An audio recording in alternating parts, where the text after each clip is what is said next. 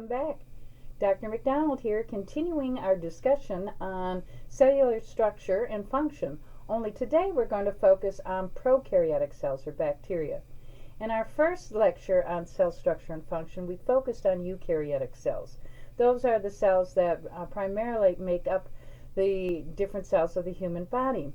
But prokaryotic cells are also an important part of our body as part of our normal flora. And of course, they can also function as pathogens causing us infections. When I developed this course, I wanted to make sure that when I talked about the cells, I didn't separate eukaryotics at the beginning, prokaryotics at the back, genetics of both, maybe somewhere in the middle. I wanted to connect all of them together. So when we're talking about cells, I wanted to talk about all the types of cells in the beginning so you know when we're talking about and the differences throughout the course. So let's get started.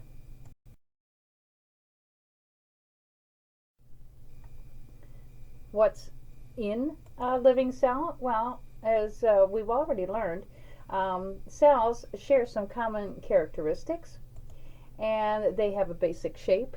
So whether we're talking about a bacterial cell or a eukaryotic cell, they're usually spherical, cubical, or cylindrical. They will have a cell membrane. You've got to have a barrier that separates the inside and the outside, and it's going to be composed of a phospholipid bilayer. And it will also have a cytoplasm, which is going to have the biological solvent of water along with all the other proteins and other structures that are needed to have metabolism occur and to keep the cell alive. Internal contents within the cytoplasm, of course, are going to be the macromolecules such as the nucleic acids, DNA, RNA, ribosomes, and of course proteins. And as we've already learned, there are two basic cell types. There are eukaryotic and prokaryotic, even though there are three types of cells. Two of them are prokaryotic, and those are the bacteria and the archaea.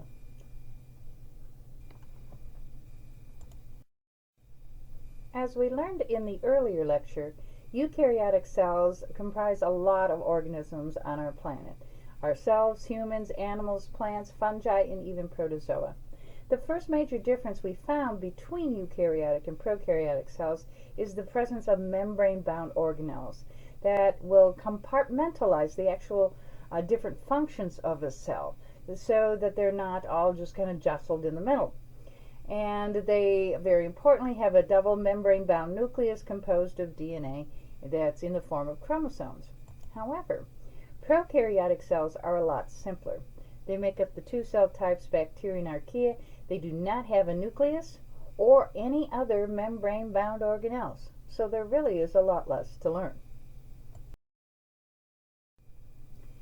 You can see that just in this picture of the two different cells.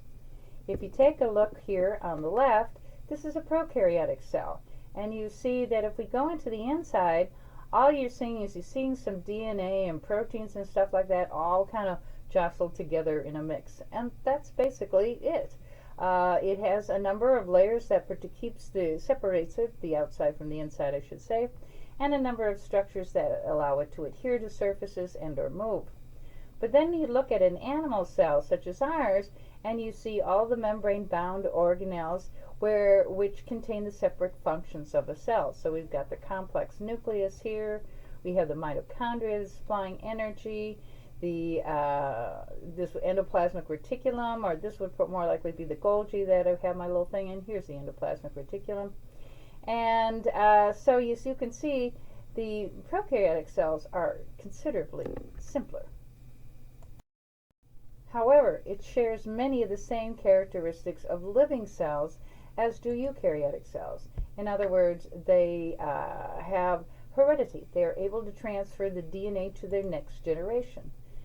Obviously are capable of reproduction.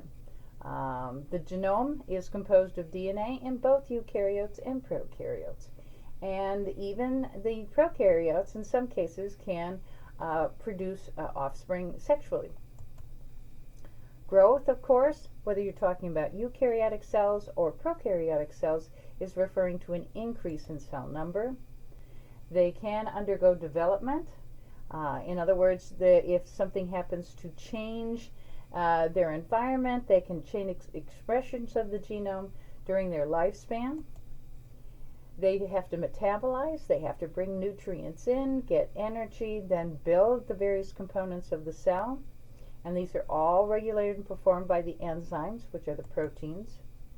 They have to be able to respond to various stimuli, and in some cases move. This is true for prokaryotes. And of course, we've already mentioned the transports of nutrients and waste.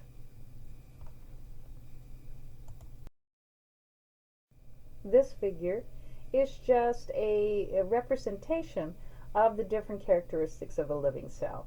And you can see the reproduction, the metabolism, growth, responsiveness, etc. The various structures of a prokaryotic or a bacterial cell are as follows. And we're going to work our way from the most outside of the cell to the inside. So the most outside structures of a cell, bacterial cell, are its appendages, which are important for movement, adhesion, and conjugation, which we'll explain later on in the course. These appendages are flagella, which enable them to move, fimbriae, which allow them to attach, and pili, which will allow them to attach and also be able to exchange genetic information. That's what the conjugation is referring to. Then you have the surface layers. So the most external would be what we call a capsule or a slime layer. And yes, they are kind of gooey, which not surprisingly means they're made of polysaccharides. And then you get to the cell envelope, which is basically going to separate the inside of the cell from the outside. There will be, in some cases, an outer membrane, a cell wall, and a cell membrane. And we'll learn about those different structures. And finally, we get into the cytoplasm, where we don't have to worry about all those organelles that we learned in the eukaryotic cells, but we do have the nuclear material. We have things like plasmids, we do have ribosomes, other inclusions, which are usually storage form of energy molecules, some cytoskeleton, and even something called endospores. Let's move on.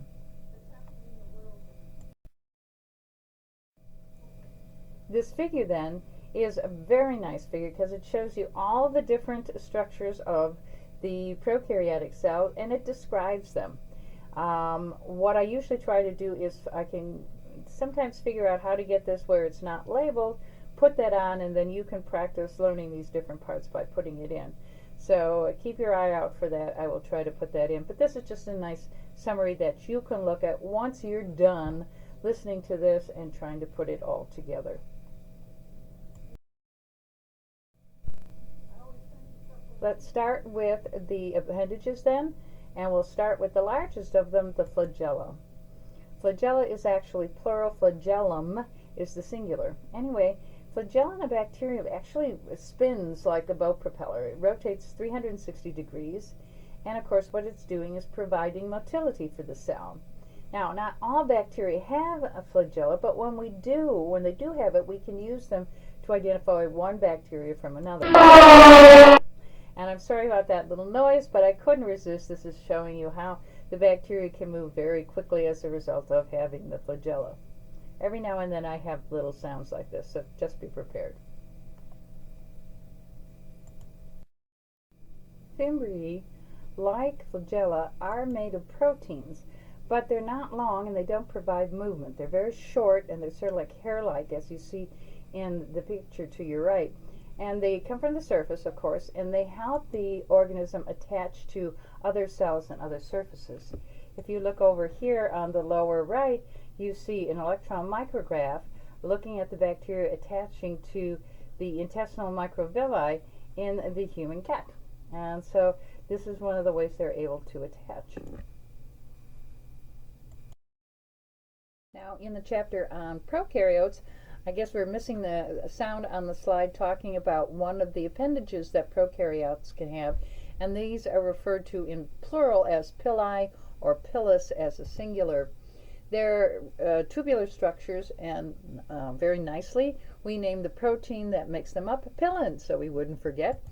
And we find these only in gram-negative cells, and they function to help to join bacterial cells together for partial exchange of DNA, and this is called conjugation, and it enables them to actually transmit DNA via plasmids, something else we'll talk about later on in the course.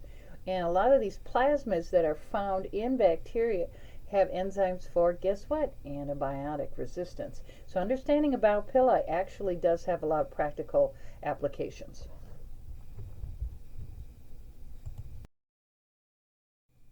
Well, those are the three types of appendages. Now we get into the surface layers. And the outermost is called a glyco, again thinking of glucose, glycogen. So it's made of a sugar, and it's simply external to the cell wall, and it's made of sugars and or proteins, as it says. You have the two types that you see. If it's a slime layer, it's very loosely organized and not attached all that hard to the capsule, the cell wall. If it's a capsule, however, it's more highly organized and tightly attached. And both of these cases, of course, they're helping to protect the cell. The glycocalyx performs another number of important functions for the bacterium. It protects the cells from dehydration and nutrient loss. It will actually prevent phagocytes such as neutrophils and macrophages from being able to engulf and eliminate the bacteria. So if the organism has a glycocalyx, it's more likely to be or will be more pathogenic than one that doesn't. It will also allow them to attach and form biofilms. And biofilms, of course, are a real problem, particularly in patients with indwelling catheters and other structures. So let's learn a little bit more about biofilms on the next slide. Another important aspect of understanding prokaryotic biology is understanding the fact that they don't live single cell by themselves, never visiting others in a sense, but they actually form something called biofilms that make it very difficult for us to treat when they do this on, say, an indwelling catheter and other things that we place in the human body. So what I'm saying is that microbes really live in complexes or sort of a co-op, and this has been referred to as a biofilm. And it's a very stable community. And the thing is that different microbes use different nutrients to gain energy, and their waste products then might be the other nutrient for another microbe and things like that. So we'll see in a biofilm not just bacteria, but maybe even fungi and algae and protozoa. And I should have said fungi. I don't know why I said fungi, but don't worry about it. Anyway, don't say fungi. I always say fungi. Well, they particularly like surfaces that have polysaccharides and glycoproteins, and that will promote their being able to stick to them. And then when they first attach, they'll also start to secrete a sticky extracellular matrix so they can attach to that. So it gives them even firmer attachment. I always think of it as kind of making little apartment buildings. And these are very important in the earth and aquatic environments, but also in our body as well. And in fact, in many cases, these biofilms are normal flora that help protect us from pathogens. But if they can, and they do form on damaged tissues and foreign materials, this can actually help them shield them actually from antibiotics and other predators, and so that in that case they can be really bad. And as any of you work in a pulmonary ward or something like that, or a unit I should say, you are aware of just how nasty things can be for those who have cystic fibrosis and biofilms with Pseudomonas.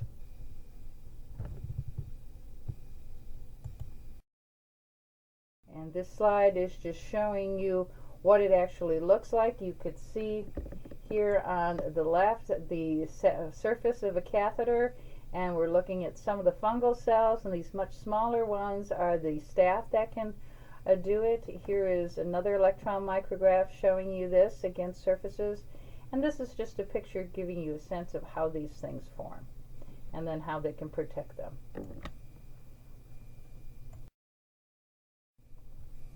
Which gets us now to the actual cell envelope.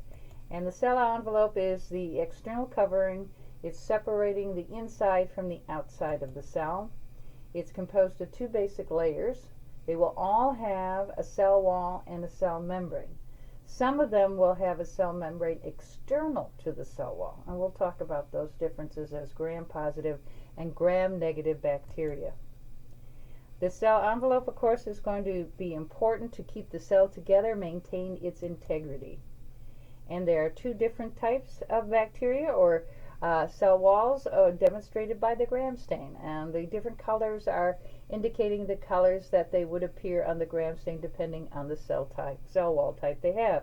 So if they're gram positive, they have a thick wall composed of peptidoglycan, which if you take apart that word, that means it's got peptides, proteins, glycans, sugars, and the cell membrane. However, if it's a gram-negative bacterium, then it's got that additional outer membrane, a thin peptidoglycan layer, and a cell membrane, and stains with the counter dye, which gives it a red color.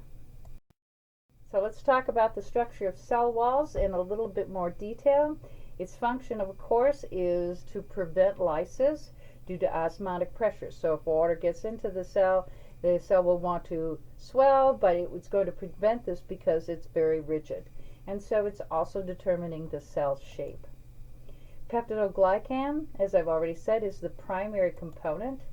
It is basically a disaccharide in long chains that are cross-linked by short peptides. So here's the glycan and the peptides, peptidoglycan. And this is a picture of it here below. If you take a look, this repeating sugars are up here. So that's the long chains, and then the cross-linking here with the peptides would link another layer that would be below or above it with these peptide cross-links.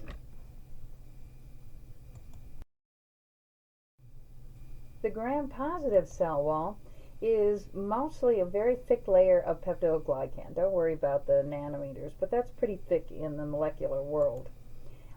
This layer also includes teichoic acid and lipoteichoic acids, and these are two things that are not found in a gram-negative cell wall. Their function is to maintain the cell wall. They're important for enlarging the cell wall during division. They also move cations across the cell envelope, and they will stimulate an immune response in us. So again, we can use this for identifying different types of gram-positive organisms. And gram-positives will have a little periplasmic space, which is between the membrane and the cell wall. So if I put on my little cursor here, you can see here's the membrane, here's the peptidoglycan, so right here is this little space, if you will. Here's a representation of the gram-positive cell wall. First of all, here's our phospholipid bilayer, which all cells have, and you've got proteins embedded within it. And then here's our little periplasmic space in between. This is the peptidoglycan layer, which is very thick, and then the various teichoic acids and lipoteichoic acids that are found throughout.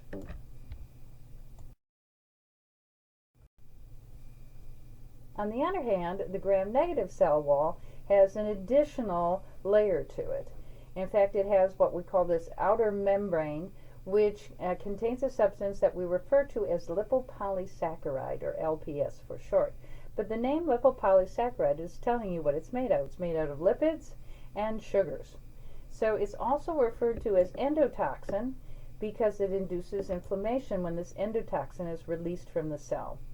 The LPS layer also has porins, which will regulate molecules leaving and entering the cell. The periplasmic space now in a gram-negative cell wall is going to be between the LPS and the peptidoglycan layer.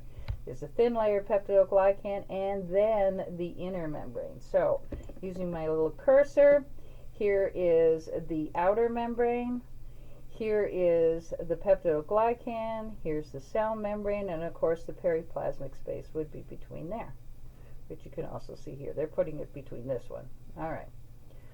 Okay. Another representation of LPS layer or endotoxin. The lipid layer here is referred to as lipid A, and this is the toxic portion of LPS. This is what induces inflammation. Then we have what's called core sugars, and those are here, which means that they are similar in all gram-negative organisms. They're connected to, of course, the lipid A.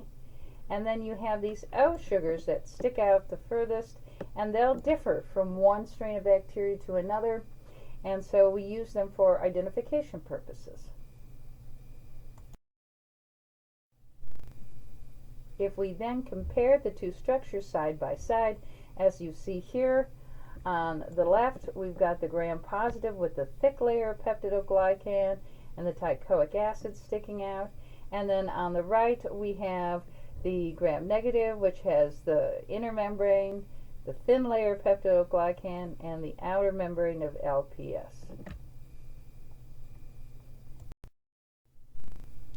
Now, I know you were hoping there would only be two types of cell walls that you have to remember, but there are some non-typical cell walls in prokaryotes as well. And you've got to remember, this is a structure that eukaryotic cells do not have. Whether it's a gram-positive, negative, or non-typical cell wall, these are structures eukaryotic cells do not have except certain fungi and algae, so they become a very nice target for drug therapy. Anyway, let's talk about the non-typical cell walls. These are typically the ones that we see in the genre Mycobacterium and Nocardia. And Mycobacterium, of course, is very important because this includes the organisms that cause leprosy and, more importantly, tuberculosis. They have a sort of gram-positive cell wall structure. They do, but now they have something that's called a lipid cord factor or mycolic acid. It's something that gives them this unique cell wall that they have. As a result of this mycolic acid, they're usually very pathogenic. They're very resistant to staining too. So in order to stain them, you have to expose them to heat and acid to get the dye in. So this is the basis for the acid-fast stain for identifying both Mycobacterium and Nocardia. But there are also other microorganisms that don't have a cell wall at all, and they're known as mycoplasma. Their cytoplasmic membrane, like ours, is stabilized by sterols, whereas other bacteria do not have that. And because they do not have the cytoskeleton and other structures that give us defined cell shapes, they have, not a defined, they have many different cell shapes. So let's look at the next slide and see what those shapes are. Let's take a look at some of these atypical cell walls. If we look over here on our left, on the top, this is a colony of Mycobacterium tuberculosis. And the presence of this mycolic acid or cord factor causes it to have this very dry, crumply looking type of colony. However, if you stain them with the acid-fast stain, they'll finally pick up some dye, and you see that these are these long sort of bacilli that grow very, very slowly. And that's one of the reasons it's so difficult to treat, because with the very slow rate of growth, they have to take the antibiotics for a longer time, typically 6 to 9 months. Now, if you take a look over here, this is a depiction of the cell envelope. Here's the cytoplasmic membrane. Then we do have a thin layer of peptidoglycan, and then we have some other things that we do not see in a typical gram-positive or negative cell wall, such as arabinogalactin, and then we have the mycolic acids that stick out, and this, of course, it gives us that very crumply picture. Down here, though, is a picture of mycoplasma that do not have a cell wall, and you can see why they're called pleomorphic or many-shaped, because they have all these sorts of strange shapes because they don't have a rigid structure for their cell wall.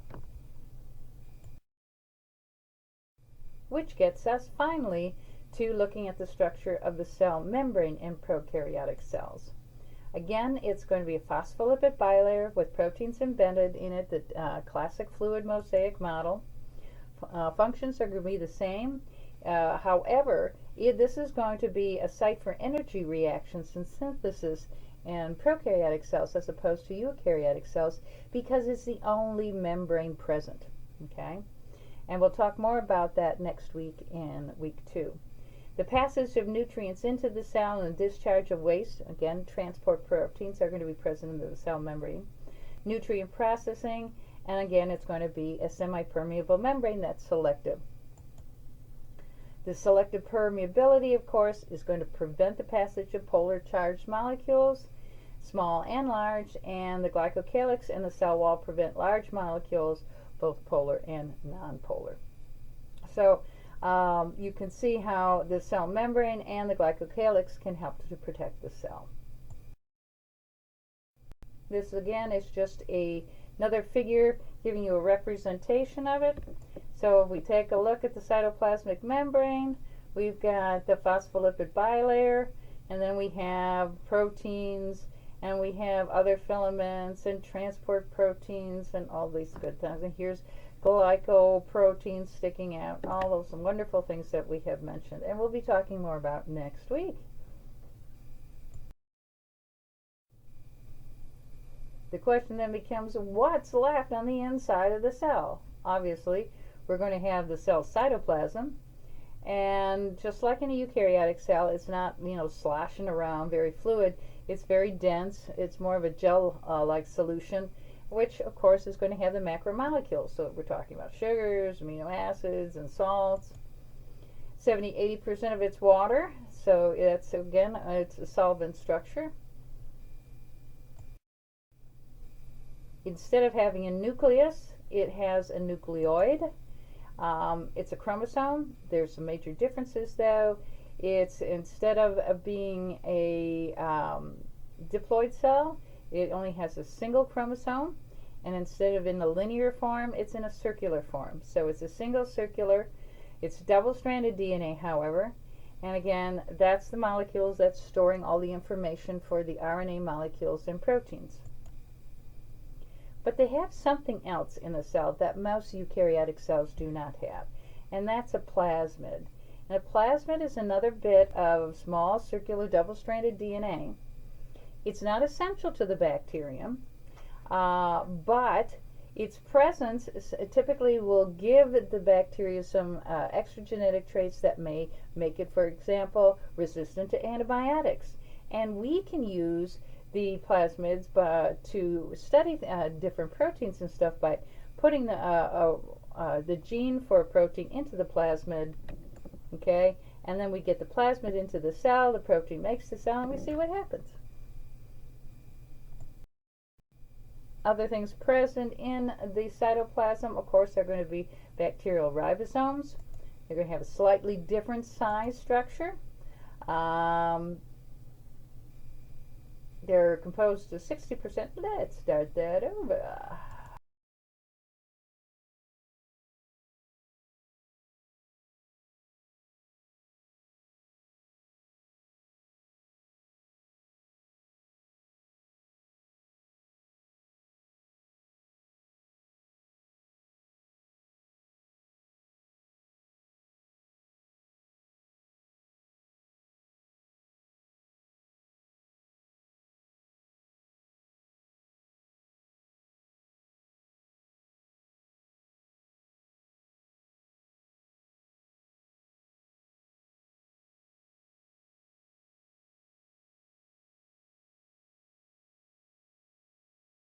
Well, bacteria have some other internal structures as well.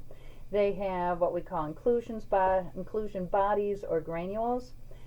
They vary in size and number, and depending on where the organism grows and what environmental conditions it prefers, you have different types of inclusions. Basically, they're helping them to store food and stuff, so they're useful when nutrient stuff are depleted in the environment.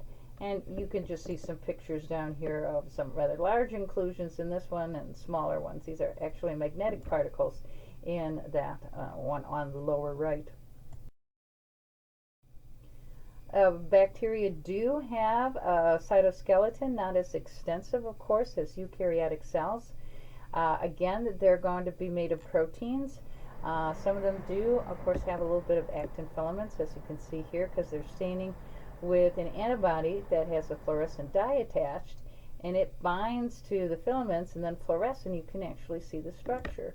And depending upon how these cytoskeletal proteins are aligned in the cell, you can see it can give the cell its shape, whether it's elongated bacillus or rod, or it's bent a little. Now, I love this picture over here on the right. You've got a large picture of a cell forming an endospore, which we'll describe in a minute. But don't the others look like safety pins? I just love this picture because it looks kind of funny. But all right, what is an endospore? Basically, it's the DNA of a bacterium in a very thick coat that's in an inactive or dormant state. So it's not metabolically synthesizing ATP or doing anything. This thick coat protects it, as it says, theoretically making it immortal for 250 million years. I don't know about that, but we do know that we've been able to get some of these spores to germinate, those that we have isolated from mummies. So at least we know thousands of years it can protect them. What are they protecting against? Just about anything you can think of. Or the cleaning methods, boiling, radiation, mechanical stuff. However, you will be able to destroy them if you use pressurized steam at a higher temperature. So then we can get rid of them. But they are very difficult, and of course this is the problem with organisms like Clostridium difficile or C. diff. They form these spores, and it's difficult to get rid of them from the environment. So it's important to understand that they can be formed. And the other thing is that's good is not all bacteria form them. That's even better. Well, just very quickly about common bacterial shapes. They're basically three. They're spherical, in which case they're a coccus, or cocci is the plural. If they're bacillus, they're sort of rod-shaped. Some you can be really kind of short and plump, so then we call them a coxobacillus. And if they're curved, we call them vibrio. And then a spirillum is one that's kind of helical. It's a rod, basically, that's twisted or bent. So if it's, however, more spring-like, we call it a spirochete. And as you can see in this picture right here, these are just some of the more common pictures. So you see the coccus, an example, the rods and bacilli, and a vibrio, where it's kind of curved, and then a spirillum, a spirochete, and some branching filaments that you see with some bacteria, but usually not those that infect us. Well, obviously we're going to have schemes that enable us to differentiate the bacteria that may be causing an infection in humans. So number one is, of course, to separate them on the basis of their cell wall, whether they are gram-positive or gram-negative. Again, the color scheme here to remind you what color they stain with. So we're looking at phenotypic qualities. Typically, we just use this for those that cause disease. But we also look at cell wall structure, or obviously the shape, arrangement, any other physiological traits, the presence of certain enzymes. And more, because I can click the thing too fast, more and more we're also using DNA to definitively identify them. But then we also have species and subspecies. Species is a collection of bacterial cells, same overall pattern of traits. These are going to be different from others that have a completely different, or maybe a significantly different pattern of traits. A strain or variety, in contrast, is a sort of culture from a single parent that differs a little bit from that original parent. So you might hear the word strain or variety. Biodiversity is based, so they call them biovars or morphovars. Vars for variety. And then you can have a type. This is a subspecies that show differences in surface makeup, serotype or serovar, or their susceptibility to viruses. Bacteria can be infected by viruses, and in some cases we use that for identification, and in other cases we're investigating it as treatment for bacteria that are resistant to all our antibiotics. So there are trials going on in Europe as we speak using bacterial viruses. They infect bacteria, but not us. So they shouldn't hurt us at all. But it will the bacteria. Well, just real quickly, because we'll talk more about different types of bacteria later, but there are some unusual bacteria that are medically significant. These are bacteria that have to exist inside a cell in order to survive, and so they're obligate intracellular parasites like viruses that you'll learn about in a little bit. One of them is the rickettsias. They're very tiny. They're kind of a gram-negative bacteria. Most of them are actually pathogens, whereas most bacteria are not of a particular species, and they cannot survive or multiply outside of the host cell. So they're like that, like viruses, but they do have an external form so they can get into a cell. And one of the diseases that they cause, you may or may not be familiar with it, is Rocky Mountain spotted fever. Another one you should be familiar with because it causes a very common sexually transmitted disease, chlamydia trachomatis. It can also lead to severe eye infections, but it's the most commonly sexually transmitted disease in the U.S. and I think in a lot of developed countries. Very tiny again, obligate intracellular, but unlike the rickettsias, which I did mention, which are transmitted usually by an insect, they are transmitted directly through sexual contact with the chlamydia trachomatis or the chlamydia pneumoniae or lung infections, and of course droplets can be transmitted that way. So that's all I really have to say about the bacteria for now, but I wanted to review this early on when we're just talking about the cells, and so that you're able to right off the bat know the major distinguishing differences between eukaryotes and prokaryotes and the type of organisms of each that can infect us.